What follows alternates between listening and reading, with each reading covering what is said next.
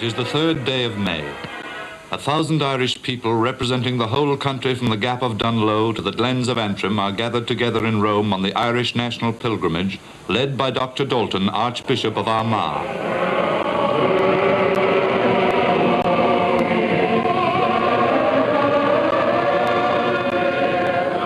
E.P. O'Reilly was there, and he recorded the songs that filled St. Peter's when the Holy Father received the Irish in public audience. Our special greeting to the Irish National Pilgrimage.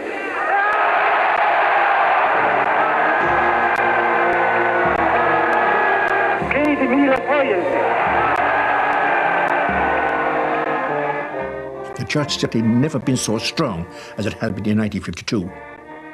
We were timid economically. We were timid in regard to the health services. We were timid naturally educationally. 4 or 5 years of economic decay, of continued emigration, of large-scale unemployment. These were years which could be described as if the country had a death wish.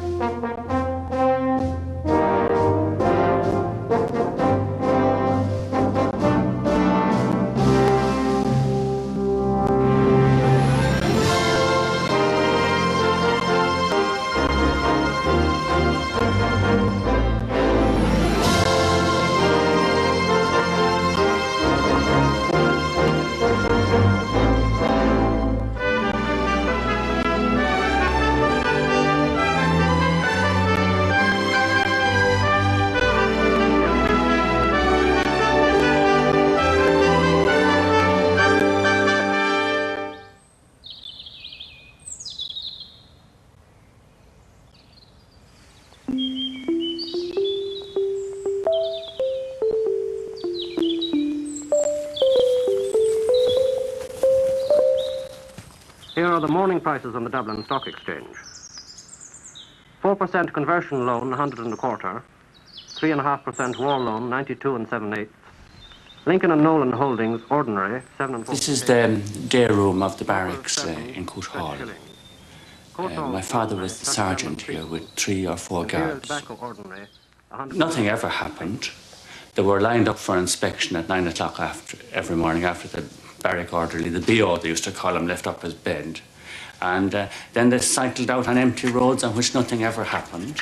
And they came back here and wrote reports, which they used to humorously call patrols of the imagination. Forecast for the provinces: Leinster, Ulster and North Connaught. Cloudy or dull with rain. The barrack orderly had to be here day and night. And the way he'd pass most of the day was standing at that window, looking at who crossed the bridge of Coot Hall. And on good summer days, they'd take a chair outside the window and sit watching who crossed the bridge. Before the news, here is an SOS message.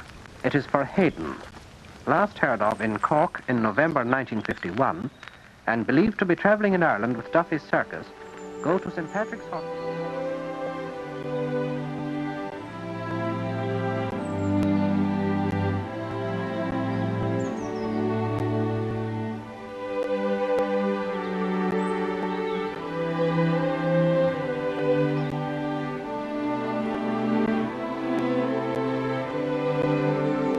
I think that the abuse of authority in Ireland is associated very much with the principle of fear having been abused and distorted.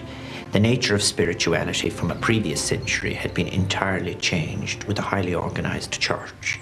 That church in itself, as I remember it in the 1950s, was one in which their authority and view was unquestioned.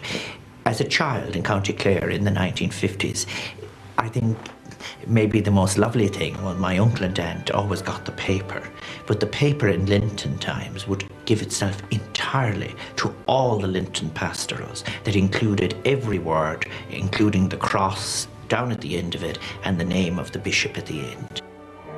The way in which sermons were delivered, the way in which condemnations were issued, were ones that had very little to do with spirituality, which is a word I don't recall hearing being used in Ireland until the 70s or 80s. I think that you have the Catholic Church there, which has suddenly assumed great influence and power. You know, we had missions in Milltown, and you know, they were banging the pulpit, and you know, the people that didn't go to mass were made to go. You know, I saw a poor man, or I heard of him being driven up to the mission. You know, they went out in the sandhills beating the grass for courting couples. You know, that was wrong. The Ten Commandments are being imposed, all right.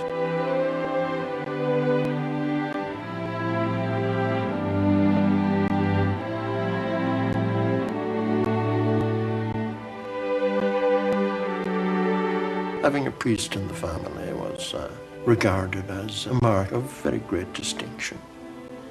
You know, to have a son priest for an Irish mother was a confirmation in her faith, you know, but for the whole family it was the same thing. And of course for the priest himself, he was looked up to in a way which I suppose may not have been altogether healthy. I keep saying to young priests today, you know, that when I was your age, you couldn't fall if you tried.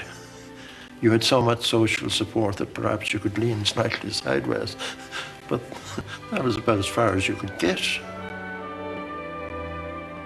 Sometimes I think if you look at any great organization, that people can get carried away with their own power, and individuals can, you know, feel that they're God, or that God sent them to do something.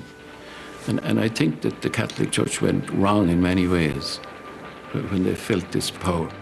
Just as I've seen politics and politicians go wrong with the sense of power.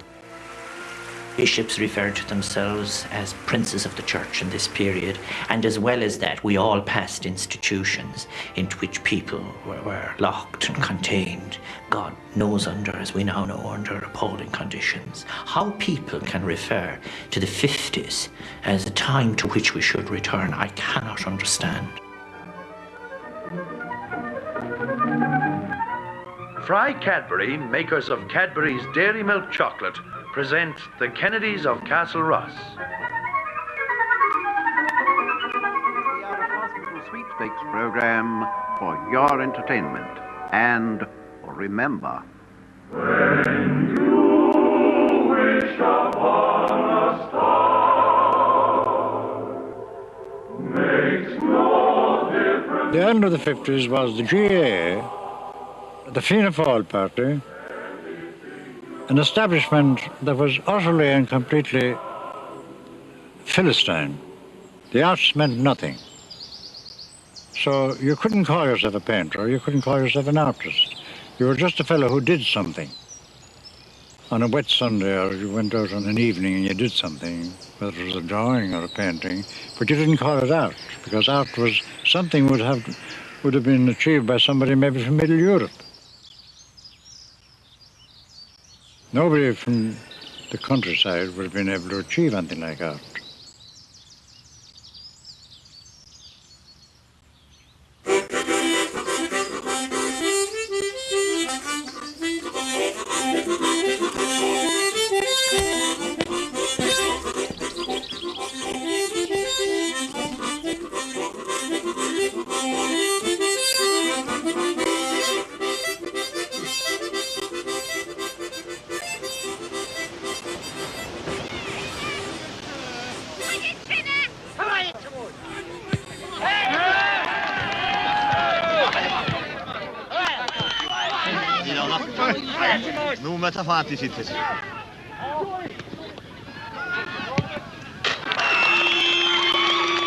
I suddenly came to the realization that we dared to be ourselves through the medium of games. I never thought we'd have a coin of our own, or an army of our own, or a flag of our own, or anything like that. And here came up out of the clay around us came an organization called the Gaelic Athletic Association, which says we'll imitate nobody.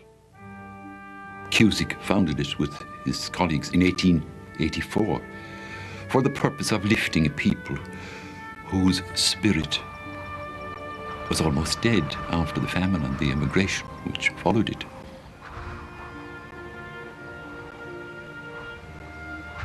What a local club does for community spirit, the attachment to a place, I think that is very important in this country.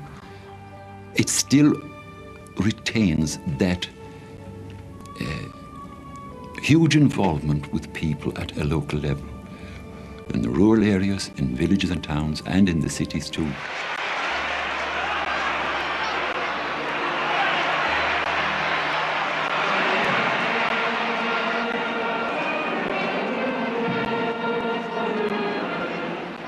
You could say politically they had, of course, an unapologetic stance.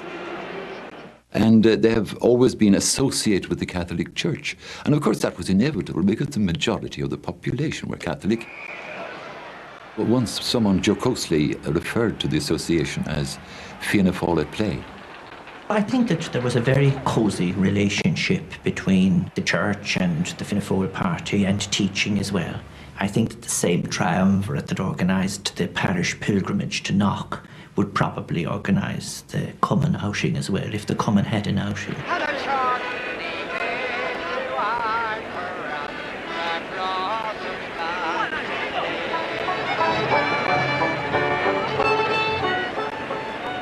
It's about people and players. The pride of county comes into it then.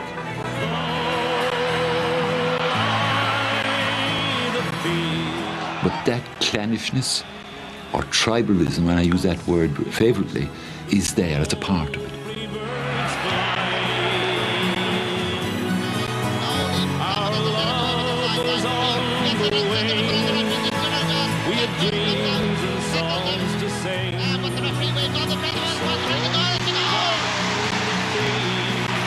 The only thing we had to do was play football. Born in Leitrim, that's all we done. We played football, went to work, went to school, played football, and we talked it. That's all we had. Now, there was no television or anything like that in those days. I remember walking 3 and 4 miles. If you had a radio then, as you used to call it, wireless, you were high up in the world. We often had to walk 3 or 4 miles to listen to a match. So, listening to a match, I thought Mayhollow here on Crow Park was something of this world. From Winchester Avenue, Chicago to New York, just to hear the game. We salute the many Irish in Rome. And in this year of celebration of the Franciscans, we salute a community which owes so much to Father Luke Waddy. From Cove come salutations to a son in the Collegio Missionari Porta Latina, and down Wicklow Way and in Offaly, they're thinking today of a son in the American forces in Karlsruhe, Germany. Just as an aged father in Thurles has thought today, especially for his son in... The GA ban was, I suppose, the most controversial subject, even taking in political ones, over a long period of anything else in this country. And I'm not speaking of sport.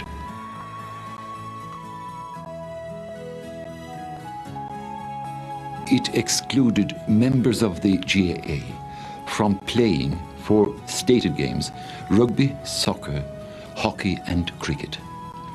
And also it barred them from attending those games or supporting them by going to dances promoted by clubs of those games. And if a member of the GAA did infringe that rule, he was suspended. In Northern Ireland, the ban meant that you couldn't be a member of the Gaelic Athletic Association if you were a member of the British Army, the RUC, and certainly the B Specials, but anything to do with the security forces, and you were out. So that meant that the GAA was a very strong nationalist organisation that didn't transcend the political, or dare one say, the sectarian divide. But as time went on, and particularly when it came into the 20s, it should have been dropped, but it wasn't. It remained a source of controversy and bitterness and hostility among sports people.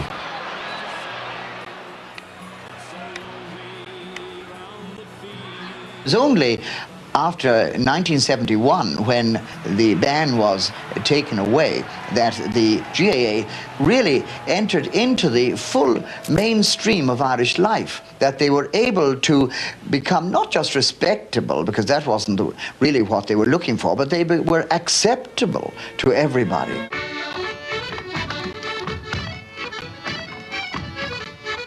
In a bandless GAA, let us maintain the spirit that made this association great.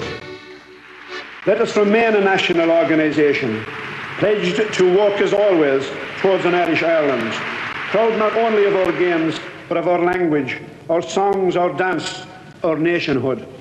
There were bans that impinged upon this whole societal thing, including the Ne Temere decree, which was a ban, which virtually prevented any Protestant with a conscience from marrying a Catholic. It made life very difficult. It prevented intermarriage. Perhaps it helped in some ways to preserve the few Protestants who were there, I don't know, or else they moved abroad and married other people. But that and the ban on Trinity set a kind of two nations, as if there weren't two nations, but there was definitely a them and us. Protestants went to Trinity, Catholics went to UCD. The churches were radically different. You couldn't fish on Friday, you couldn't play soccer if you played Gaelic, you couldn't read certain books, you couldn't go to certain movies. There were all sorts of things you couldn't do, and we liked that. I think actually people really liked not being able to do things. It was a denial of the flesh, and flesh was a very bad thing. Living with Lynch. I fitted myself back into the society, which was mainly at that time pubs staying open very late, with a few girls around who were attending the bar, and you were trying to bang them up against the door, if you like, but nothing were doing. And you got home late at night, wet and drunk.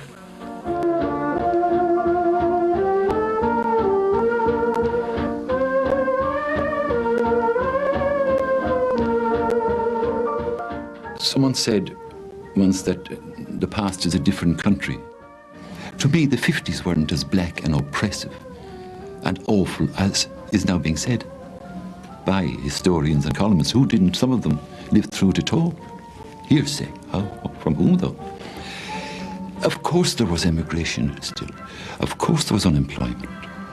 But when I grew to a man and came to Dublin in the 50s, I don't remember that it was as oppressive as people are now saying. I'm speaking of someone who had a job then. But there was also a lot of gaiety. People drank in pubs. The theatres were open and the cinemas. I went to see Waiting for Godot in its first production at the Pike. Things were happening. I went to hear Salvador de Madariaga in the Shelburne Hotel about 1954 when I was just finishing my studies. He was a liberal in exile in Oxford who came over, and the hall was packed. And he spoke to us, and it was heady stuff. He said that the future of Europe was coming from the peripheries, and that we were part of the periphery, and the Scandinavians and the Iberians and ourselves, and in our hands lay the future of Europe. Now, nobody had ever said that to me before. But, I mean, that was part of the 50s. So there were people, there were influences that were coming and going. I have no memory of John Charles McQuaid and the Catholic hierarchy and De Valera breathing down my neck. I went around a free man. I found people who didn't have jobs or poor jobs, and there was a great resilience. I remember speaking in the dialogue, the twin evils of unemployment and immigration. And it was hopeless. We were going to die as a nation. And that was the lowest point. 1955 is a crucial year because it is in that year the failure of this appalling conservative economics is at its greatest. 55,000 people are fleeing from the country. We must remember Padre O'Donnell's comment. I said, you've got to remember, Dev, that nearly 1 million Irish-born people emigrated while you were Taoiseach. And he said, be fair now. If you had been in my place, they would have gone too. I said, it's quite true that if I had been in your place, there might have been quite a big number of people who had left Ireland. But I'll tell you one thing, Dev, they would not have been the same people. The 55,000 that were leaving were people from small farms, people from the crafts, people from the cottages, people who were going to join brothers and sisters. The country was being emptied out. It got worse. By 1958, which was the peak year, 80,000 net left the country.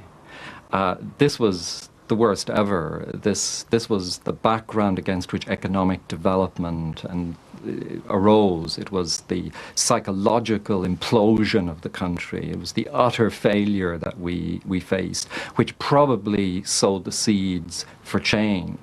There was a bit of spirit in it because I was at a wedding and there was a man and there was a bottle of whiskey and it was going down very fast and he said, "Look, the vanishing Irish." So he made a joke of the book that was out at the time, because they were sensitive to it. You see, in a parish, the teams are losing their men. This is the great thing in a parish, was a team.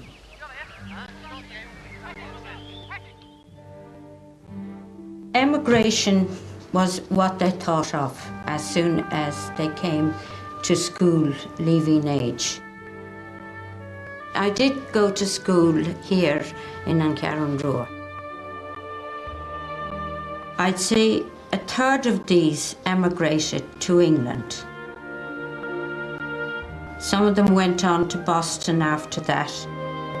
They would plan ahead and another uncle or maybe a neighbour would stand for them, they used to say, meaning that they would take him on and get him a job and look after him for the first couple of months.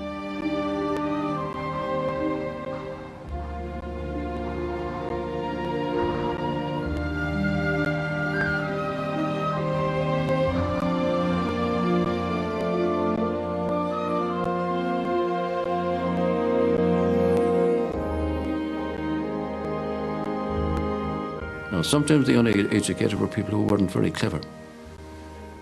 But there was a lot of people in the national school that would have done better when they went away had they been educated.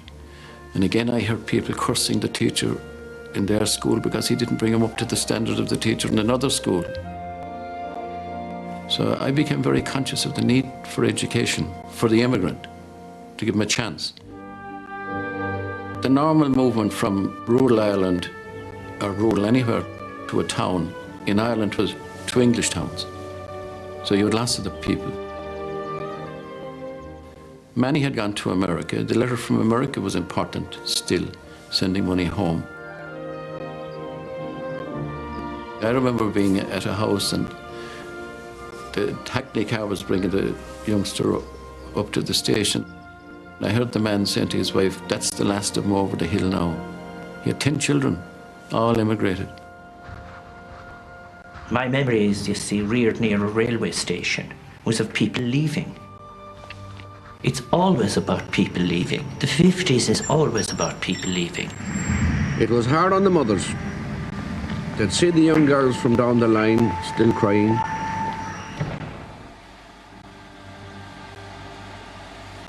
They'd try and look away so as not to make a scene. But you couldn't avoid their eyes, sitting there, red-eyed. And then there was the guard's whistle to stand clear. But they're clutching clean, laying out the carriage window.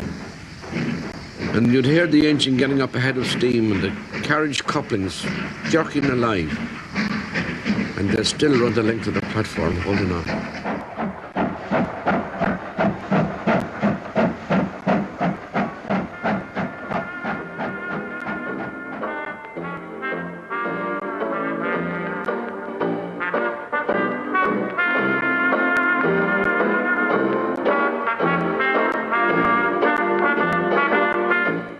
This is Frankie Byrne with another edition of Woman's Page, a programme for maybe about you. Now, the problems I'll be discussing today may not be yours, but they could be someday. Good morning At to all you all events, from Woman's Chivers, Page makers of the famous jellies, jams, marmalade, jelly creams and custard powder. We present 15 minutes all of our friends music. of Irish music at home in Ireland or across the Irish Sea. A very happy weekend. And Walton's last word is, if you feel like singing, do sing an Irish song. Delaney got up, he's joined third. He's just got Rixton, Stein and Houston ahead of him. They're coming into the stretch and Delaney looking very strong. What strength as he goes past Rixenstein.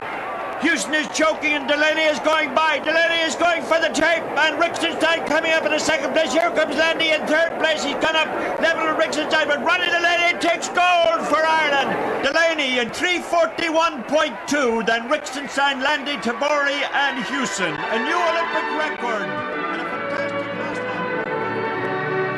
lap. Good morning, everybody. We present Music While You Wake, a program designed to start you pleasantly on another day, and brought to you by Gala, makers of the famous lip line, nail color, and fashion match cosmetics.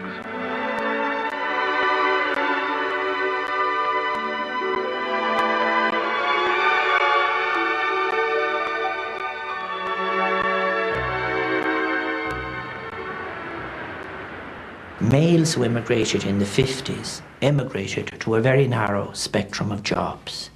Buildings, some in pubs and something like that. A small number moving outside a few categories of work.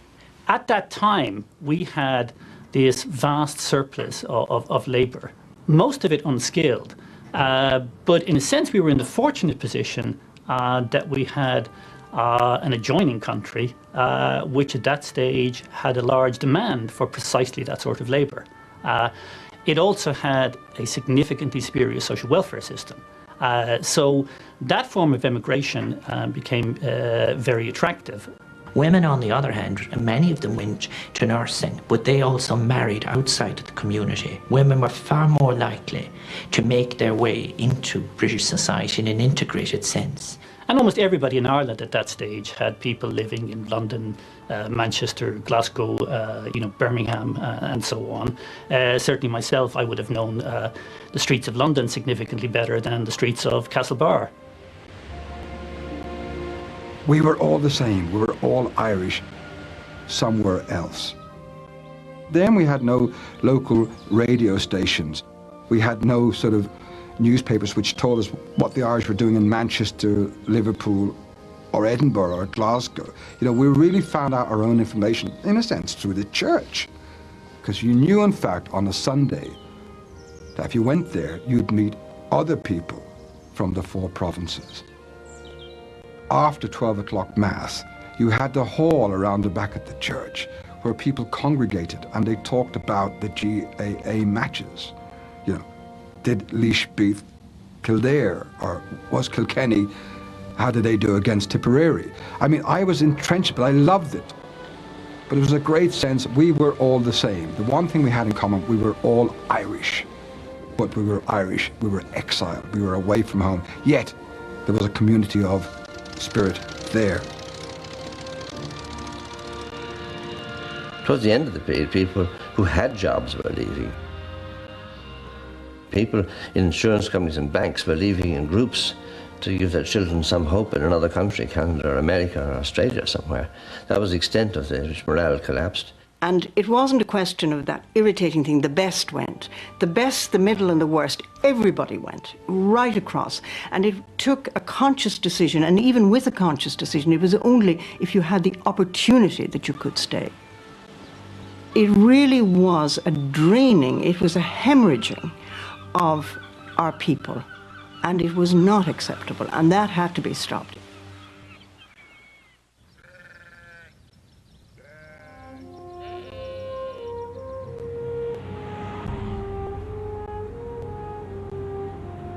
The IRA never goes away, and one became very conscious of this in the 1950s, the mid-1950s, when they embark on this cross-border campaign. This is one of the most serious restructuring of the IRA to have taken place since the 1930s, and casualties are taken on both sides. The extraordinary funeral of South and O'Hanlon was huge crowds as went through Dublin, and then the extraordinary turnout of clergy in Limerick. This would always arouse the same kind of feelings in people in Fianna Fáil because they came from the one root, if you like. There was a feeling the state itself was at risk. A lot of people felt independence perhaps had been a mistake. I was at a function, Tom Barry unveiled a monument down near Miltown Malbay, and One of the phrases he used, let us throw it all back into the melting pot. Get it all back and we'll start again. There's no melting pot. Here we are, we're left with a state which some people regard as unfinished business, a lot of people. And a big number in Fianna Fáil felt the same way. But you had to take over the state you had to run it, you had to provide for the people, you had to educate the children in it.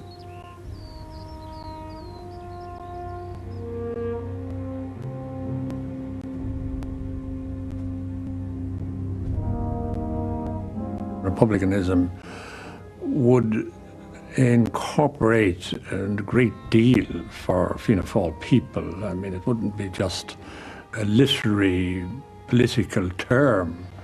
It would be a whole host of meanings and feelings and emotions. And most Fianna Fáil people, I think, would like to believe that they were in the mainstream of Irish nationalism.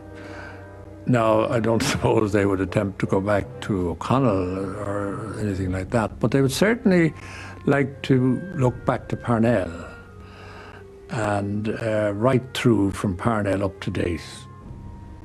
Dev and his government, the Republican Party there, they kept the belief that one day we would have unity in the country, but they also were moving towards the non-violent attitude.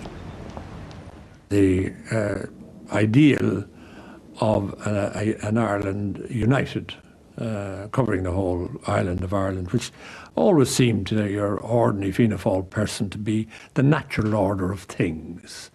That the idea that 6 counties should be taken away and separated and isolated, if you like, from the mainstream of the Irish nation, it just sounded a bit, was an anomaly, something that wasn't right, and that basically sooner or later that would be put right and Ireland would be one.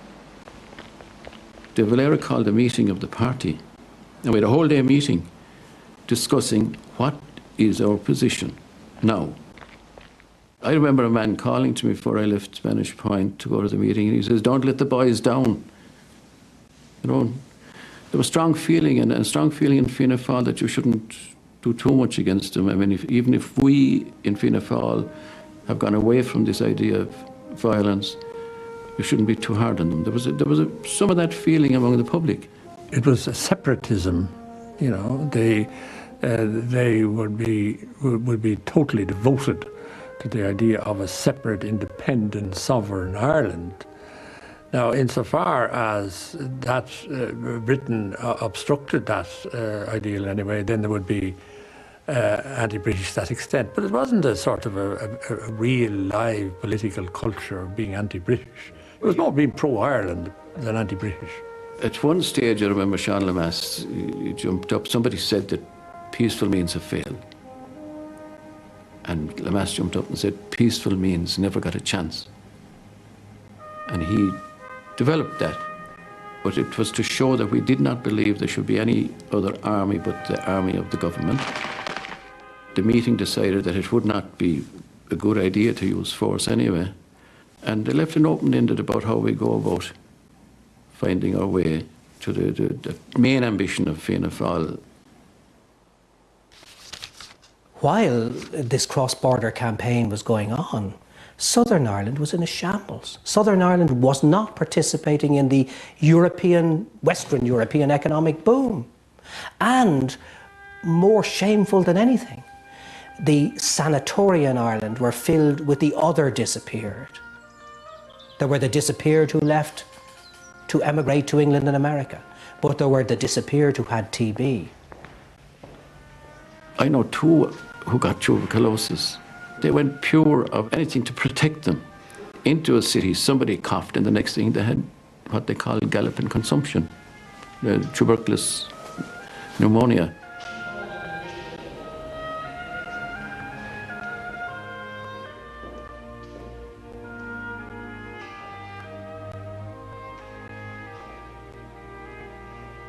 It was only when I had the leisure of lying on my back with TB and coughing up into a blue bottle that I decided I might do something like that again.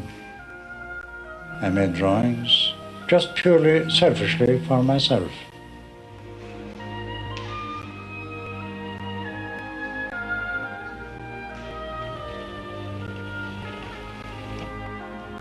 Bhíon bás le mais, den tí stol, gan bhuil gan chol, bhí som éon bheas le húna, a dútsa, agus bin mi sé go chuma lá, bhí sé sláán le a ghine. I fiechan siar do manis, an drá go dánig an bás, chúm féige hinnes, is go mégan dós I géile, mesin go dríon, lúcháid béthe, a súla chéile, cén a fuilin buine.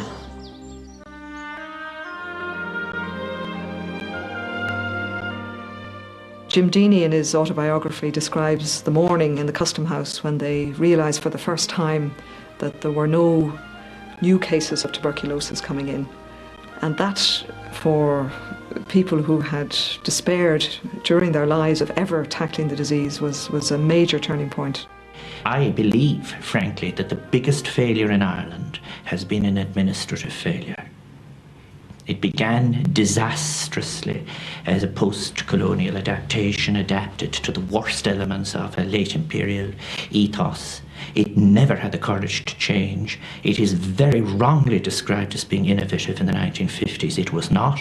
Well, by 1958, in terms of one's capacity to earn a living, in terms of one's general life chances, people were still hugely dependent upon the inheritance of property. It was a society dominated by farmers and small shopkeepers. It was a society where the rules and regulations relating to moral behaviour were still those characterised by what has been called Catholic moral monopoly. It was a society where if you'd gone away for 30 years and came back, it would still look extraordinarily familiar. Somebody recently said if you appeared in Dublin in the late 50s, the new Bazaars building would have struck you as new.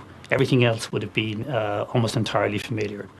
Happily, politicians, if they make big mistakes, and I'm afraid big mistakes had contributed to the fact we had that period of stagnation when the rest of Europe was growing, if they make big mistakes, they can learn from them, and our politicians did learn from them. Here I'd give electricity to the countryside. Now here I am doing it for you all. We brought power to the mountains, we brought power to the glens, we brought it over rivers, lakes and the streams. We had every kind of hardship, but we'd do it all again. The pioneers who built the rural scheme. We were the pioneers who built the rural scheme.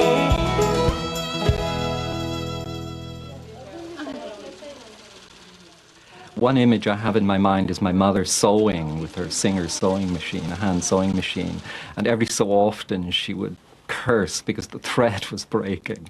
And afterwards, only afterwards did I realise it was breaking because it was shoddy thread made in Ireland behind protectionist barriers with no competition and no improvement in the product.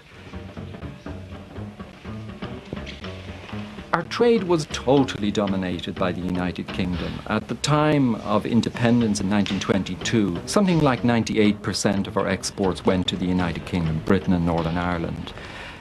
By the 1950s, it was still 95%. There had been no shift at all.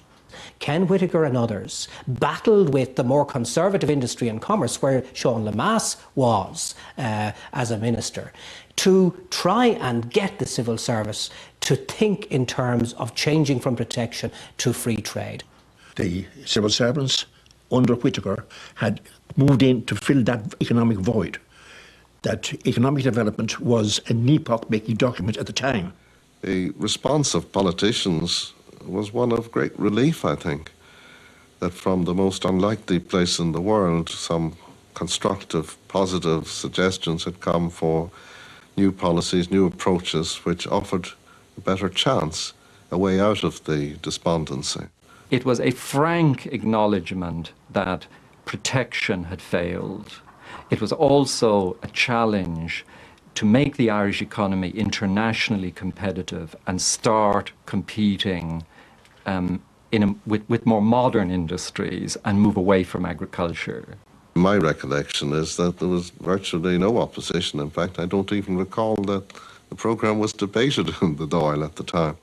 His psychological impact was enormous, and I think it was Whittaker, of course, would never say this, but it was a recognition of the fact that the old politics had failed. You cannot blame the politicians of the 20s, 30s and 40s for not having systemic plans, because nobody had systemic plans. Keynes, the greatest economist of this century, basically produced an economic analysis that permitted countries to plan systemically and look at the relationships between the sectors. We adopted that way of thinking only in the late 50s and early 60s under the influence of people like Professor Lynch. People felt basically that the policies pursued have been so unsuccessful, we should now do the opposite and hope for the best. So where we had restricted foreign investment, we financed foreign investment. Where we had done nothing for exports, we encouraged exports. For protection, we came out for free trade. And that reversal of policies produced an immediate effect. And then on, growth continued.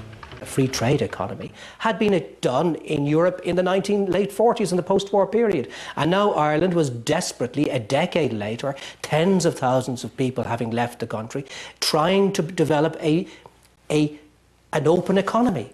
It was, I think, John Fitzgerald Kennedy who said that the role of the expert was to examine a problem to a conclusion. The role of the politician was to examine it to a decision. And indeed, it is the decision of the minister, the decision of the government, which is the mainspring of activity in every department of government.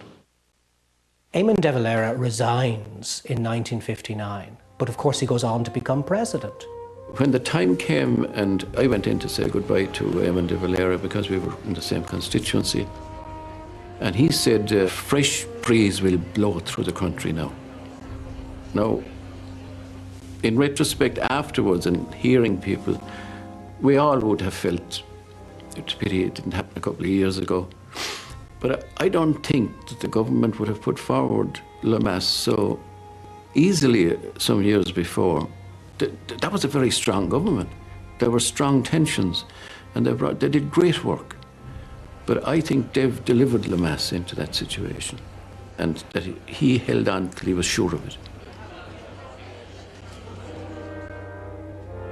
Remember that the people running the state at that stage have been there for a very long time.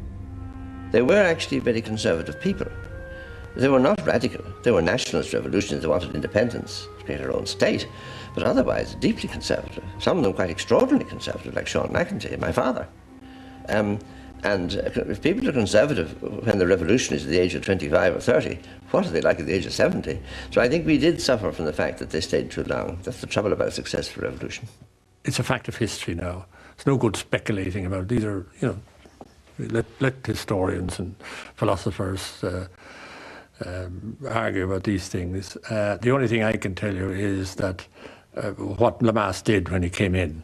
It's not because we don't realise the nature of the odds we have to beat. I think he took Ireland, economic Ireland, by the scruff of the neck, gave it a great big shaking, and maybe even a boot in the behind, and set it on a new career, a whole new path. He took the old Fianna Fáil agenda, and to some extent the old national agenda, and defined all these new objectives, largely in terms of national objectives, in terms of patriotism, in terms of a new form of patriotism. He believed that government departments should be development corporations, his own phrase. That government departments should be active, should in fact act. Lemass was described as a gambler. He was described as a Philistine. He was described as a lot of other things. And like everybody now has put the halo around him. And he's a man for whom I have great admiration, and indeed my father had great admiration. But let's not pretend that suddenly first of all, everybody was waiting for Lemass. As it turned out, he was terrific. Lemass certainly was an organised person. He had a fantastic capacity to concentrate work.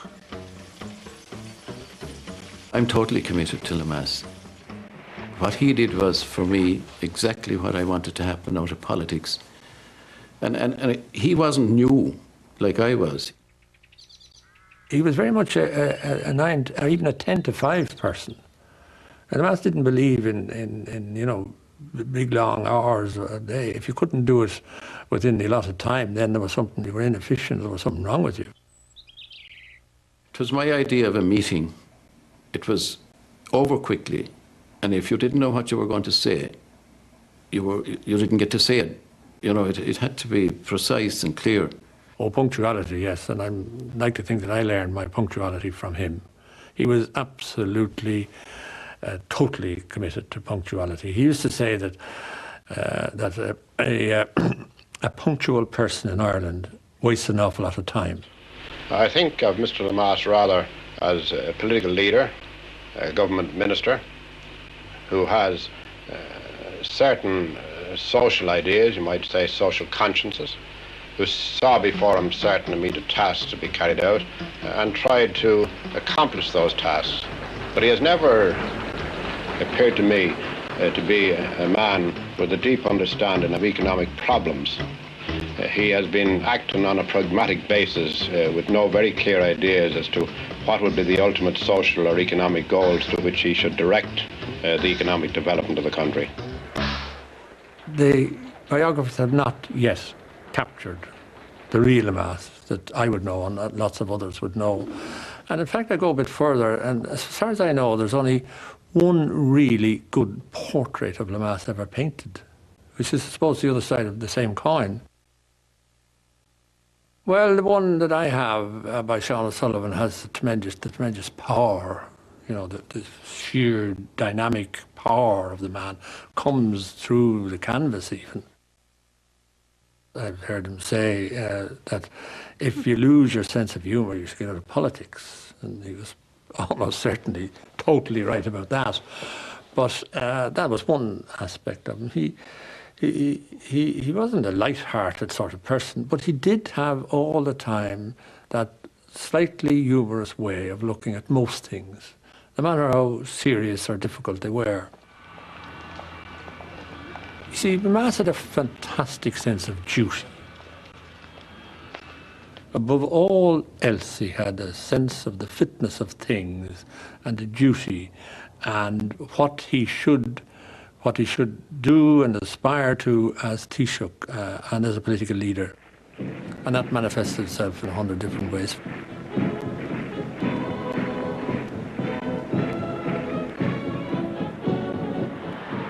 Many historians underestimate the role that Ireland played in the United Nations. For some years before Ireland was admitted to the United Nations, but as Taoiseach, Sean Lamass took a very active part in deciding how Ireland should vote, should behave in the United Nations. And I think that Lamass's role in foreign policy has been ignored to a large extent, and which means that the main contribution he made to Irish policy is not yet fully recognised. The price has always got to be paid for peacekeeping. In the Congo, we lost 26 dead. The homecoming of coffins from the Congo led to an enormous outpouring in Dublin in November 1960, when 9 members of the Irish Army who had been killed in an ambush in the Congo were brought home. And it was one of the biggest crowds ever seen in Dublin since the state was founded.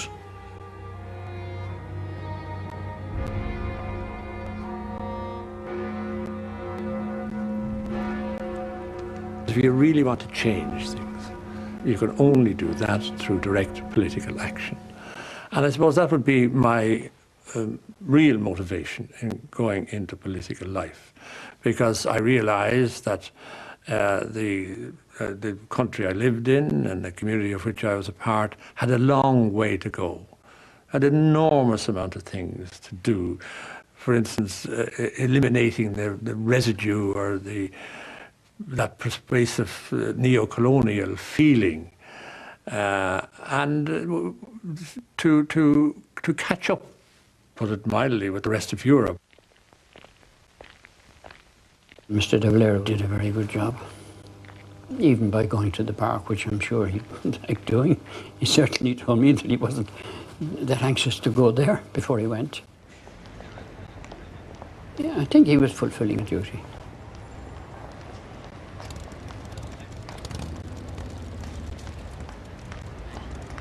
I think that, in fairness to Mr. de Valera, that he had kept some of the native capitalists and the native industrialists in their place because he didn't trust some of them. Some of them he saw as having a foreign origin. I'm not so sure that he really accepted the Guinness family, for example, in its entirety. I also think he was suspicious, and correctly so, of some of those who had seen when the state was likely to catch on, that they would make a good business sector out of it. Rather like Brinsley McNamara's story, you could put the flag out on the sitting room window over the pub because you thought it was going to work. And De Valera moved into the presidency. In fact, funnily enough, I was standing outside the GPO. We lined the route, I remember, for Dev, and the big black car swept past and swept into history as far as I'm concerned, because that was really the end of De Valera as a political force. He was gone.